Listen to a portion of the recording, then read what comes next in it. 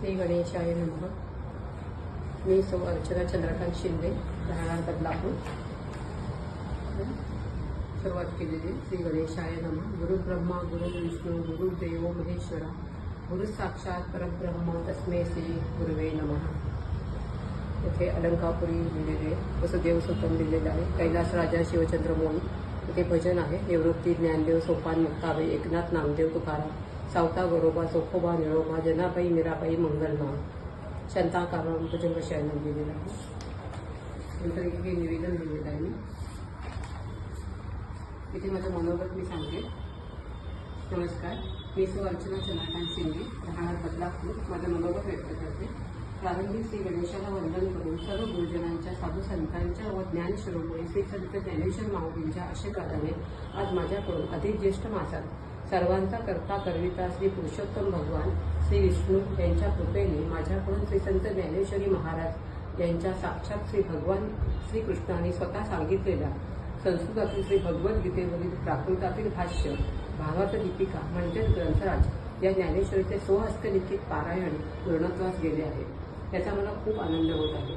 माऊलींनी ही सेवा माझ्याकडून करवून घेतली हे माझे अहोभाग्य म्हणावे लागेल. या अक्षरवाणी संकल्पना मांडणारे आदरणीय श्री दत्ताभाऊ भगवान चिंचवडे पुणे तसेच श्री ज्ञानेश्वर सेवा समिती पुणे यांनी ही सुवर्णसंधी मला प्राप्त करून दिली. त्याबद्दल मी त्यांची शतशः ऋणी राहील. तसेच माझ्या दोन ज्येष्ठ मैत्रिणी कम भगिनी सौ सुजाता हळदे व सौ स्नेहल कुलकर्णी यांच्या मार्गदर्शनाचा व प्रेरणेचा मला खूप उपयोग झाला. तसेच घरातूनही माझ्या मिस्टरांचा मला सपोर्ट मिळाला. या सर्वांचे मी आभार मानतो. खरं 40 वर्षांनंतर परत एवढे लिखाण करण्याचा योग आला. मध्ये जसे समर्थ रामदास स्वामी देतात बुधावरील प्रश्नोत्तर मालिकेच्या अभ्यासात थोडेफार लिखाण झाले होते, परंतु त्यांनी आता 20-25 वर्षे लोटली. हा ग्रंथराज पारायण घेताना मला एक गोष्ट प्रकर्षाने जाणवली, ती म्हणजे माझे अक्षर फारच खराब होते. पहिले 2-3 अध्याय ते फारच किरटे दिसते, परंतु नंतर त्यात बरीच सुधारणा मला दिसून आली. आता ते वाचण्यायोग्य झाले असे मला वाटते. ही एक चांगली गोष्ट माझ्यात झाली असे मला वाटते. संत ज्ञानेश्वर हे महाराष्ट्रातील 13व्या शतकातील संत महान कवी आणि तत्वज्ञ होते. त्यांनी वयाच्या अवघ्या 21व्या वर्षी श्री ज्ञानेश्वर या ग्रंथाची रचना करून सर्वसामान्यांना मराठी ज्ञानामृत दिले आणि आळंदी येथे संजीवन समाधी घेतली. संत ज्ञानेश्वरांची संपूर्ण जीवनगाथा अत्यंत संघर्षमय आणि चमत्काराने घडलेला आहे. ज्ञानेश्वरी हा संत श्री ज्ञानेश्वरांनी इसवी सन 1290 मध्ये रचलेला भगवद्गीतेवरील प्रसिद्ध मराठी टीका ग्रंथ आहे. ज्ञानेश्वरी म्हणजे ज्ञानाचे ईश्वरी रूप. भगवद्गीतेवरील क्लिष्ट तत्वज्ञान सर्वसामान्यांना सहज समजावे यासाठी अतिशय सोप्या मराठी भाषेत व ओळीबद्ध रचनेमध्ये हा ग्रंथ मांडला गेला आहे. हा ग्रंथ वारकरी संप्रदायाचा अत्यंत पवित्र आणि प्रमुख आधारस्तंभ मानला जातो. या एकूण 18 अध्यायात गीतेवरील ज्ञान भक्तांना ग्रंथरूपाने किंवा अर्थरूपाने सांगितले आहे. मराठी भाषेतून गीतेचा भावार्थ प्रगट केला आहे. हा नुसता भावाचा नसून निर्गुण निराकाराच्या पूजा आहेत. सद्गुरूंच्या कृपाप्रसादाने ते प्राप्त झाले. संत ज्ञानेश्वरांनी दुष्टांचा दुष्टपणा जावो, पापाचा अंधकार नाहीसा हो, संतांचा समुदाय भेटत राहो आणि त्रैलोक्य आनंदाने परिपूर्ण होवो असे भगवंताच्या चरणी प्रसायदान मागितले आहे आणि त्यांना आशीर्वाद लाभला आहे.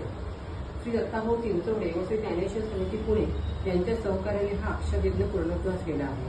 आपली इच्छाशक्ती असली की कितीही कठीण काम भगवंत ते करून घेतात याची प्रचिती आली. लिहित असताना सकारात्मकता जाणवू लागली. मन भक्तिमय झालं, हलकं वाटायला लागलं. सतत लिहित राहावं असं वाटू लागलं. या अक्षरवारीचा शेवट होऊच नये असे वाटत राहिले. या अक्षरवारीची पूर्ण फुलाची पाकळीची सेवा या भगवंताचरणी अर्पण करते. हरिओम तत्सत. तिथे अनुकरणिका दिलेली आहे. अध्याय 1 हे अध्याय 18 पर्यंत, पृष्ठ क्रमांक 6 पासून पृष्ठ क्रमांक 234 पर्यंत श्लोक आणि ओव्या इथे लिहिलेला आहे आणि अध्यायाचे नाव लिहिले. पहिला अध्याय पान नंबर 6 पासून चालू केलं. आम्ही 2024 पासून चालू केलं, पण मला तसं फारच उशीर झाला लिहायला आणि भगवंताच्या कृपेने पूर्ण झालं. अध्याय क्रमांक 2, अध्याय 3, अध्याय 4, अध्याय 5 कर्मसन्यास योग, अध्याय 6 आत्मसंयम योग, अध्याय 7 ज्ञान विज्ञान योग, अध्याय 8 अक्षय योग, अध्याय 9 राज्यविद्या राजध्वेय योग, अध्याय 10 विभूती योग, अध्याय 11 विश्वरूप दर्शन योग,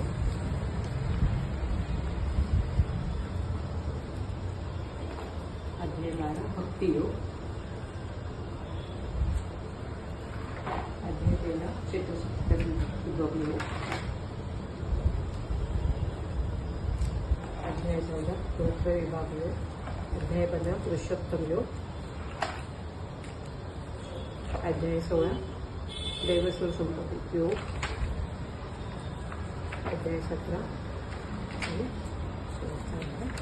18 मोक्ष संन्यास विभाग योग.